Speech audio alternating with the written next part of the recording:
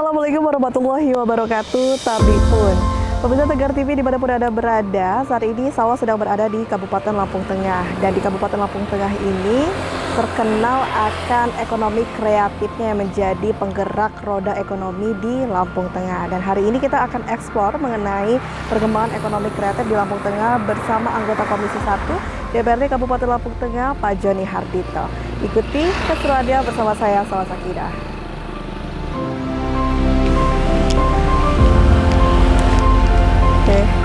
Pemirsa, tapi sebelum kita ekspor ekonomi kreatif bersama Pak Joni Hardito untuk berbincang mengenai ekonomi kreatif, Salwa mau coba cari-cari dulu produk ekonomi kreatif apa sih yang ada di Kabupaten Lampung Tengah. Ikutin terus ya.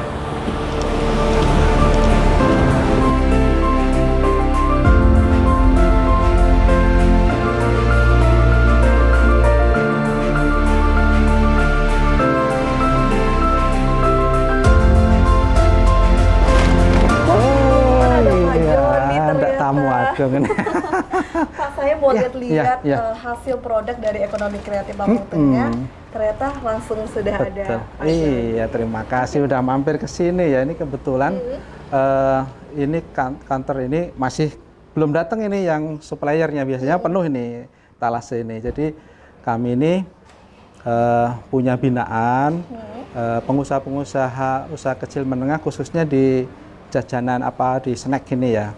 Ini memang mitra kami juga salurkan tampung produknya, kita taruh di tempat usaha kami ini dan kami sistemnya tidak konsinyasi kepada mereka karena mereka juga pengusaha kecil, artinya kita beli, mereka datang kita bayar tunai biar untuk perputaran modal mereka juga. Dan alhamdulillah ini karena ya nggak terlalu banyak produksinya ya, tapi fresh terus itu, baru nggak sampai expire. Jadi aneka ragam ini. Saya sebenarnya kemarin juga banyak supplier yang masuk, tapi hari ini hari Sabtu, biasanya besok mulai banyak lagi penuh. Tapi kalau nanti memang kita pengen lihat langsung ke sentra produksinya, kita bisa ke sana, kita bisa tanya-tanya dan lihat proses produksinya. Ini ada beberapa ya, yang memang favorit ya, seneng banyak orang itu yang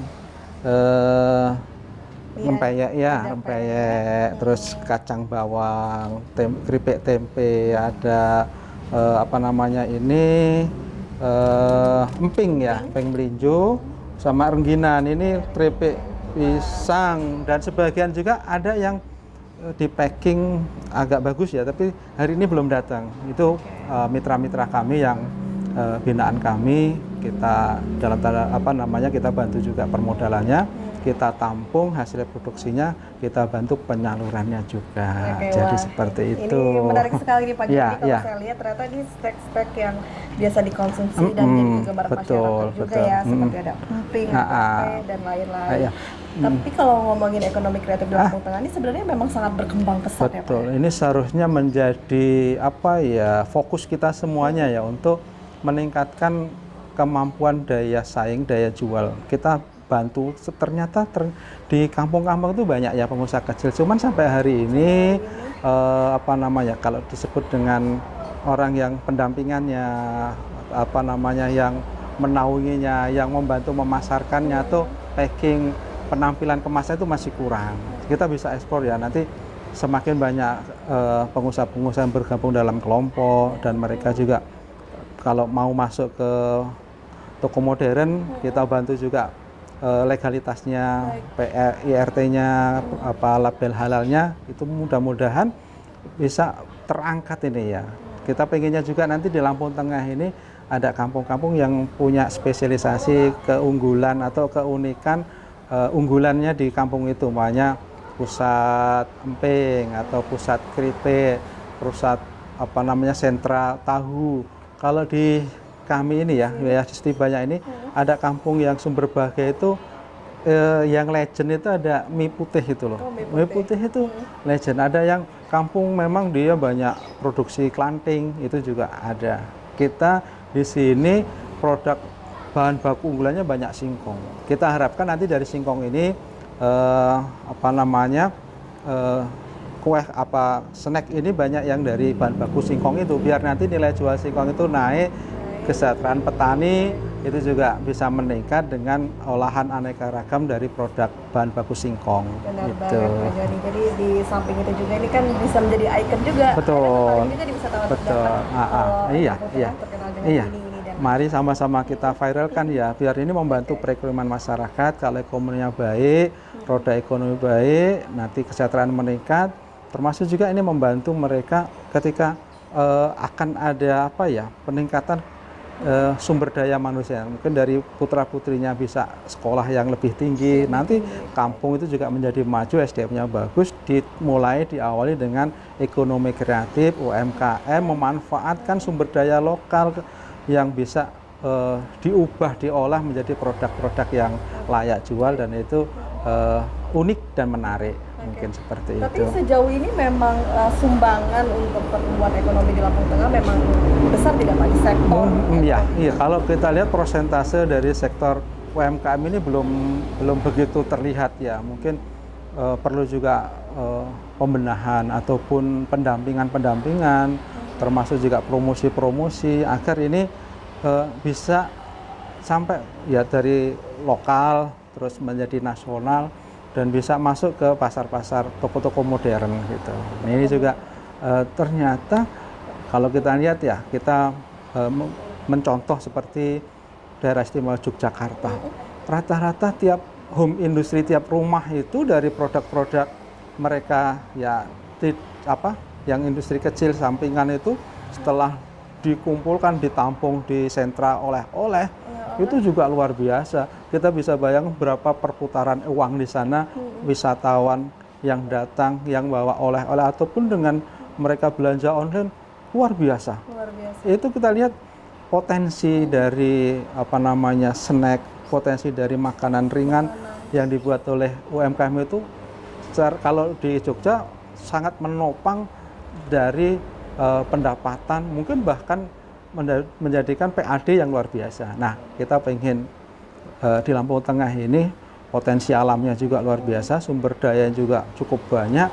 Bagaimana kita bisa melipat gandakan nilai ekonomi dari bahan baku yang kita miliki. Kita bisa mencontoh di Jogja, apapun di sana bisa laku jual dan menarik gitu loh. Itu pentingnya kita promosi, juga diimbangi dengan kualitas produk yang bisa laku di pasar secara nasional itu. Dan yang paling penting adalah produk lokal.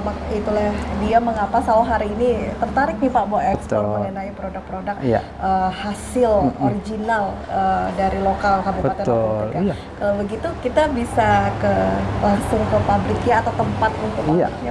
Boleh. Nanti kita coba lihat proses produksinya dan saya yakin ini pangsa pasarnya sangat luas. Pasar luas. Kita yang skala kecil ini aja perputarannya itu cepat gitu loh. Yang penting masyarakat itu punya semangat untuk memulai, keinginan kuat untuk maju, coba. Mudah-mudahan nanti itu jadi jalan jalan ekonomi yang bagus untuk meningkat kesejahteraan. Baik, menarik sekali. Dan untuk pemirsa jangan kemana-mana, tetap di Dialog Spesial karena kita akan langsung meninjau tempat pengolahan langsung ya Pak ya, yang asli lokal dari Kabupaten Lampung Tengah. Mari Pak. Ya, silakan. Mari.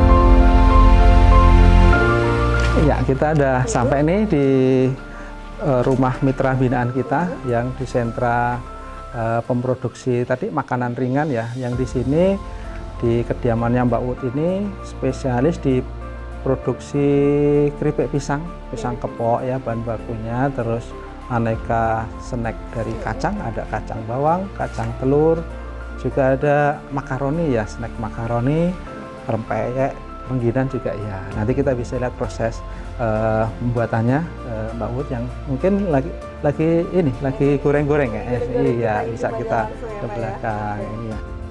Dan keluarga punya keterampilan seperti ini harus dikembangkan. Jadi iya, jadi tidak hanya difokus di pertanian aja, potensi yang ada bisa dimaksimalkan. Assalamualaikum Mbak Ut. Assalamualaikum Mbak. Lagi buat apa ini? Goreng-goreng apa nih? Kerupuk makaroni. Oh, kerupuk makaroni. Ini biasanya sehari berapa produksinya? Berapa kantong, berapa kilo penggorengan? 5 kilo, 4 5 kilo. Iya. Selain dititipkan di warung-warung, ini saya kurang tahu persis favorit anak sekolah atau apa? Iya. Oh, anak sekolah ya. Sekolah. Biasanya dikemas di Dikemas setengah seribuan. seribuan rupiah ya untuk kantongnya anak sekolah ya. Nanti bisa dicip-cip. Ini Mbak udah berapa lama menggeluti usaha 3 makanan? tahun. 3 tahun. Ini memang Mbak Ut ini ya dulu mungkin masih dengan orang tuanya, mungkin belajar dengan orang tuanya, hari ini sudah bisa usaha mandiri gitu. Gitu. Tapi mau tanya juga dong sama Mbak Ut ini, fokus menjual atau punya usaha dari produk-produk snack ini kenapa mencoba di bidang ini? Atau ada alasannya mungkin karena pasarnya nih luas nih, anak-anak suka dengan snack-snack atau apa nih kalau Mbak Ut? Karena apa ya? Karena ini dari keluarga, usaha keluarga. Keluarga Pak. Iya, jadi kalau saya lihat memang keluarga-keluarga ini banyak sumber mata pencarian. Jadi ibu-ibu rumah tangga itu kan kalau di kampung relatif waktunya banyak, udah selesai ngurus keluarga, masak, ngurus anak, biasanya masih banyak waktu kosong. Dari jam 9 sampai sore itu banyak waktu kosong. Maka dari itu saya harapkan ini pemberdayaan perempuan ini salah satunya untuk membantu ekonomi keluarga itu seperti ini.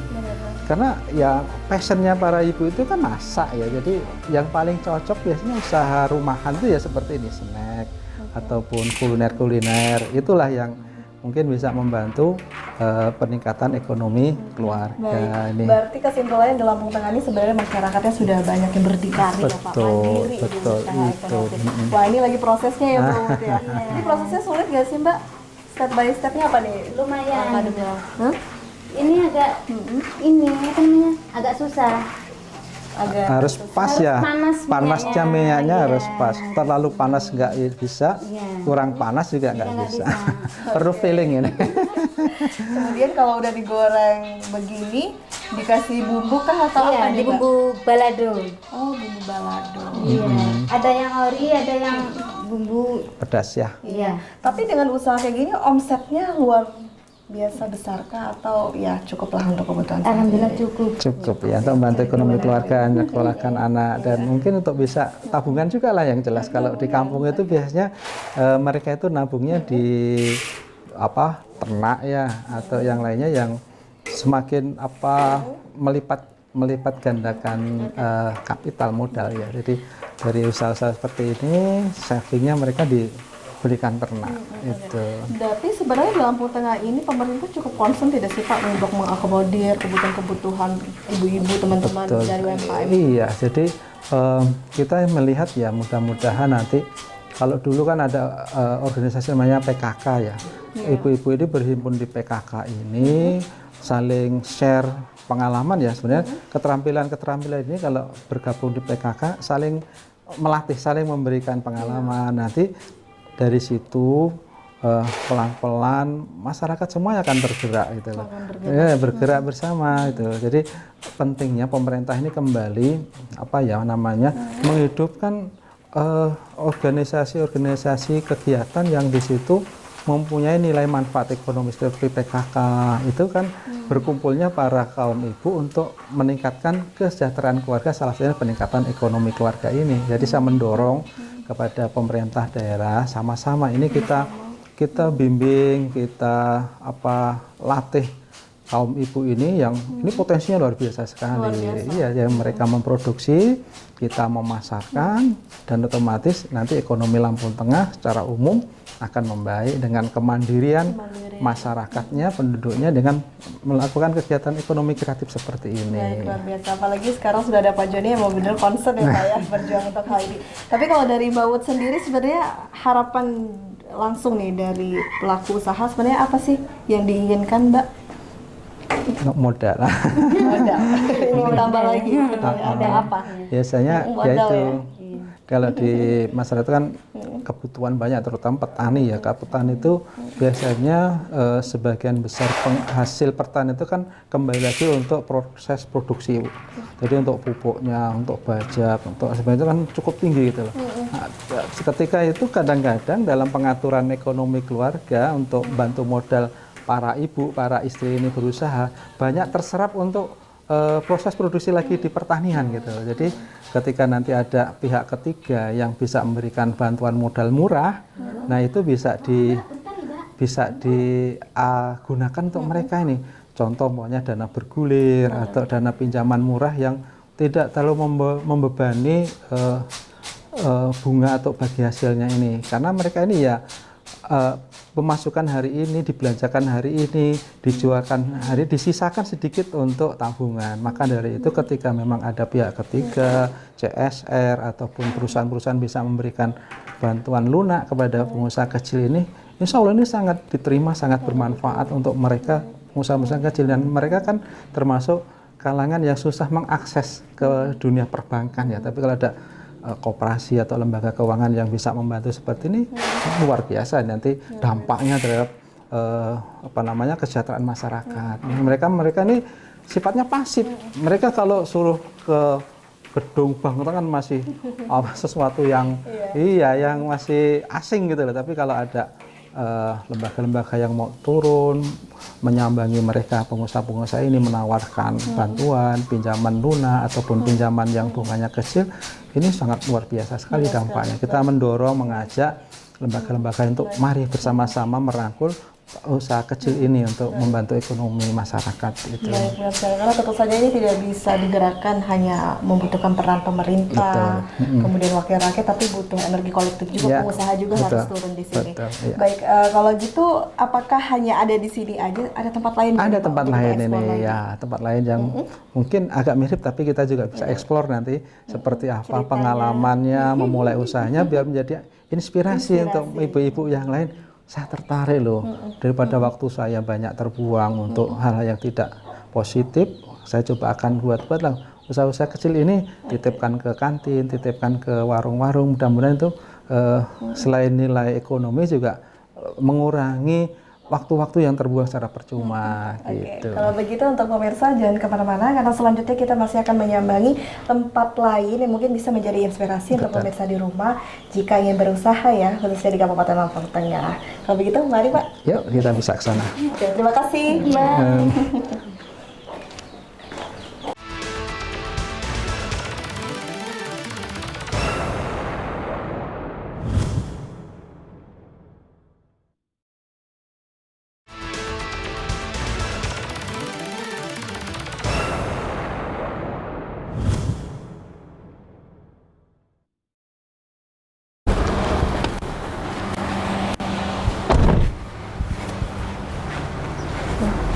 Kita sudah sampai nih di sentral produksi UMKM yang kedua. Ini yang spesialisnya di rempeyek ya. Ini yang kita lihat tadi. Iya, itu yang proses tahapan dalam pengolahan peyek. Mudah-mudahan juga bisa menginspirasi ya para pemirsa di rumah. Ini usaha-usaha yang sepertinya mudah untuk diduplikasi. Ternyata di rumah bisa sambil berusaha. Iya. Oke, assalamualaikum Pak, Ibu. Lagi persiapan pembuatan peyek kacang ya. Ini peyek kacang. Ini kita mau lihat proses singkat, mulai apa bumbu-bumbunya. Ini kacangnya diseleksi dulu, yang pilihan yang terbaik, dikupas kulitnya, kulit arinya. Nanti kita coba satu sampling Ini bumbunya bawang putih, bawang putih, kemiri, sumbar, mm-mm, kencur. kencur. Terus yang bikin renyah, bikin kres itu apa? Ya antara tumbar sama itu apa namanya kemiri sama kencur. Kemiri ya. Tumbar sama kemiri. Jadi dua bahan itu ya. Termasuk juga rahasianya. Boleh kan kita minta resep rahasia?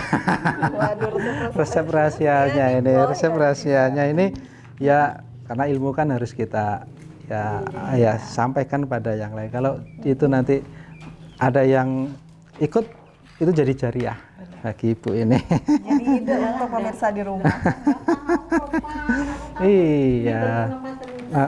Tadi yang mateng juga sudah habis diantar. Jadi gitulah. Usaha seperti ini tidak sampai menumpuk gitu loh. Artinya produksi langsung terserap pasar. Jadi perputaran uangnya cepat gitu. Jadi ini ketika bisa jadi sampingan, bisa juga jadi usaha pokok. Karena usaha-usaha seperti ini yang mungkin yang hari ini belum banyak yang menekuni, ketika ini ada orang juga masih mencari gitu. Karena orang itu konon ya kalau makan gorengan itu kayaknya nggak mau berhenti, apalagi makan kayak kacang gitu. Biasanya untuk pendamping juga makan mie, Ya, makan nasi. ya itu yang senang. Jadi pasti selalu dicari. Betul. Ini kan jajanan asli Indonesia. Jajanan asli. Ini warisan dari tradisi Indonesia yang buat makanan unik dari rempeyek ini. Mudah-mudahan kita bisa angkat menjadi nasional ya, makan nasional gitu. Tapi mau tahu juga dong nih alasan dari Bapak atau Ibu kenapa pilih P ini sebagai usaha di antara snack-snack lainnya. Gimana nih Pak? Karena memang permintaannya tinggi atau caranya membuatnya mudah atau apa? Ya sebenarnya buatnya yang nggak mudah, tapi Yang mudah. banyak yang minta aja, yang banyak yang senang gitu. Oke, jadi permintaannya karena tinggi. Kalau yang sudah ahli ya gampang gorengnya itu. Coba Mbak kalau goreng pasti nggak kempel. Coba aja. Itu perlu teknik keterampilan, jam terbang juga. Contoh saya kelihatannya kalau kita makan payah itu nggak pernah terpikirkan bagaimana proses pembuatannya. Ternyata itu bagi kita yang orang awam ya tidak semudah mereka yang sudah kesehariannya buat itu. Mereka itu kayaknya sudah sambil nggak seriusnya jadi, tapi kita ini sudah diseriusin juga mesti nggak bisa. Nah, ini kita coba lihat, ternyata nggak semudah itu. Kita bisa praktekkan juga memasukkan adonan bahan payah ke wajan ke penggorengan itu juga tidak sesimpel ketika kita makannya. Makanya kita wajib bersyukur, berterima kasih ketika kita menikmati makanan, sajian itu kita memikirkan siapa-siapa yang berjasa menghantarkan makan itu sampai ke tangan kita, sampai ke mulut kita. Makanya kita ketika akan menikmati hidangan itu kita perlu berdoa, mendoakan orang-orang yang terlibat langsung dari mulai proses ini ya siapa. Ketika kita membayang kita makan payah itu, filosofinya coba kita lihat. Berapa orang yang berjasa, tangan-tangan yang mengantarkan sepotong payah itu sampai ke mulut kita. Yang petani, yang nanam, yang buruh, yang kuli panggul, yang ngupas, coba berapa ratus orang. Makanya perlu kita makan diawali dengan doa itu untuk memberikan berkah bagi mereka yang mengusahakan orang-orang banyak itu sampai ke tubuh kita. Jadi itu filosofinya seperti itu. Tapi kalau ngomongin potensi, sebenarnya di Lampung Tengah ini potensinya apa sih Pak? Kalau sebenarnya iya. Ini bahan baku ini kita belum lihat ya di Lampung Tengah itu sentra dari penghasil kacang tanah ya. Tapi memang kalau petani-petani ini bisa mencoba ya ataupun berganti jenis tanaman atau merotasi. Kadang-kadang kan kita monokultur ya, satu tanaman itu aja padahal dari sisi kesuburan tanah, kesehatan tanah tidak bagus. Sebenarnya sekali-kali singkong, setelah singkong berapa musim ganti kacang tanah. Kacang tanah itu sifatnya dia memberikan nutrisi nitrogen ke tanah kita, ataupun juga untuk memutus mata rantai hama itu. Setelah padi mungkin besok rotasi ke kacang tanah, ke kedelai, agar ada terjadi diversifikasi ya, penganekaragaman hasil pertanian kita, biar nanti bahan baku dari lokal digunakan itu untuk memutus biaya produksi yang mungkin mahal. Gitu. Tapi untuk pemilihan selanjutnya sebenarnya kalau di ekonomi kreatif ini Pak Joni punya concern juga nggak program yang memang untuk mendukung ekonomi kreatif? Iya. Ini kan akan maju lagi nih Pak. Betul. Ini kan sebenarnya kita juga pengen mewariskan ya keterampilan-keterampilan ini kepada generasi-generasi sekarang. Kan kita lihat juga anak-anak sekarang juga senang ya bergerak atau terjun di usaha kuliner ya. Mungkin ya dari kita lihat usaha-usaha kafe atau mereka jadi barista atau usaha-usaha makanan itu kelihatannya pola pikir anak sekarang mereka pengen usaha itu yang mandiri. Walaupun mereka juga lulusan perguruan tinggi, ternyata mereka juga pengen membuat usaha-usaha ada kebanggaan untuk punya usaha sendiri. Nah, mari saya mengajak untuk anak muda usaha-usaha seperti ini yang ini warisan nenek moyang kita lestarikan.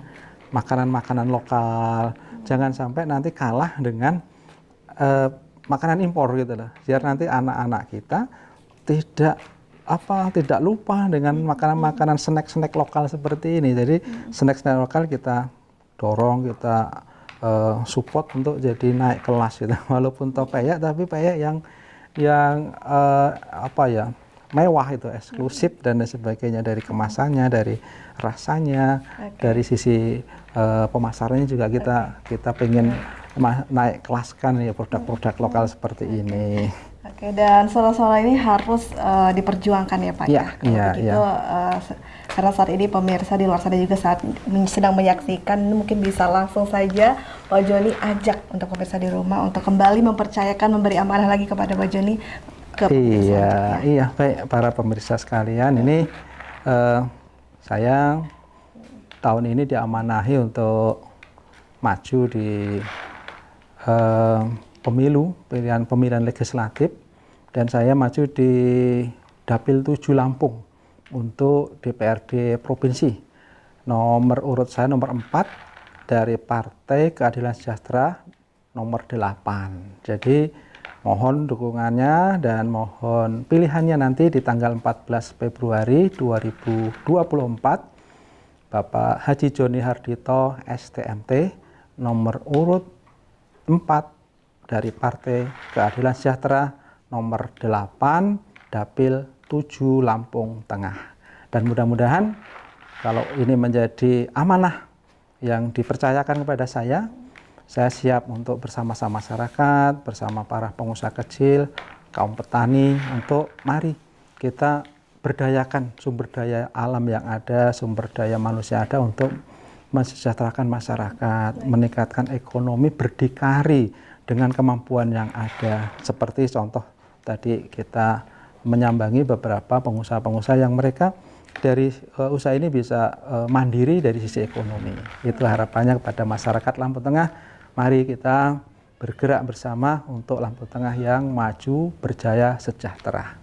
Baik, luar biasa. Terima kasih Pak Joni, semoga sukses untuk pemilihan selanjutnya sehingga benar-benar bisa memperjuangkan suara-suara dari para pelaku UMKM. Terima kasih. Ya, sama-sama Mbak. Dan tak lupa saya terima kasih juga untuk pemirsa yang saat ini sudah menyaksikan dialog spesial dari awal hingga akhir. Dan yang paling penting adalah jangan lupa untuk mencoblos di tanggal 14 Februari 2024 karena suara Anda begitu penting untuk menentukan nasib bangsa di 5 tahun mendatang. Saya Salsakina, mewakili kru yang bertugas pamit undur diri. Sampai jumpa di dialog spesial berikutnya.